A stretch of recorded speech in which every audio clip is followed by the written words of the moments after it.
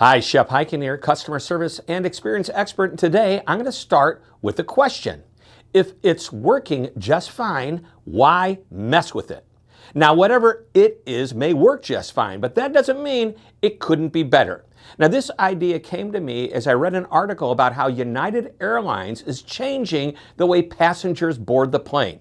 Now, most airlines put passengers in groups and call them out in order. United will continue doing this, but make changes to some of the groups. The first class passengers and higher level frequent flyers won't notice, but there will be a change once Group 4 is called.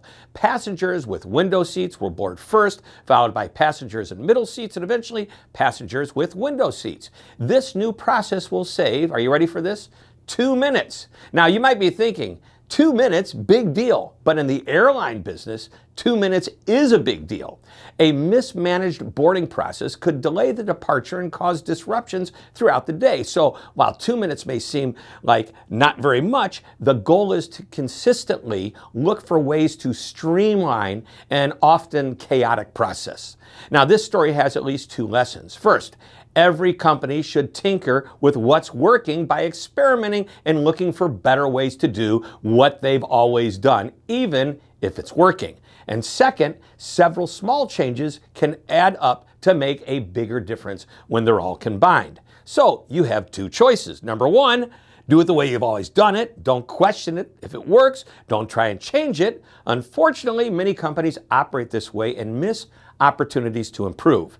And number 2, always look to improve everything, even when it's working well. It doesn't matter how long you've been doing something that works. Come back regularly, maybe annually, and take a closer look. This is an excellent way to use a journey map. Look at every interaction point a customer has with your organization and ask, is there a way to make it better? While there may not be a better way today, keep asking the question. You might find one over time. Zig Ziglar, the famous motivational speaker, used to tell a story of a little girl who asked her mom, "Why do we cut the end off the roast before we put it into the oven?" And her mom answered, "Because that's how your grandmother taught me to cook it." So the little girl went to her grandmother and asked the same question. And her grandma answered, "Because that's how your great-grandmother taught me." So the little girl went to her great-grandmother and asked the same question. Great-grandma responded, "Because back then the ovens were smaller than they are today, so we had to cut the end off to get it to fit." Well, the moral of the story is if something worked yesterday, that doesn't mean it's the best thing to do today. Always look for improvement.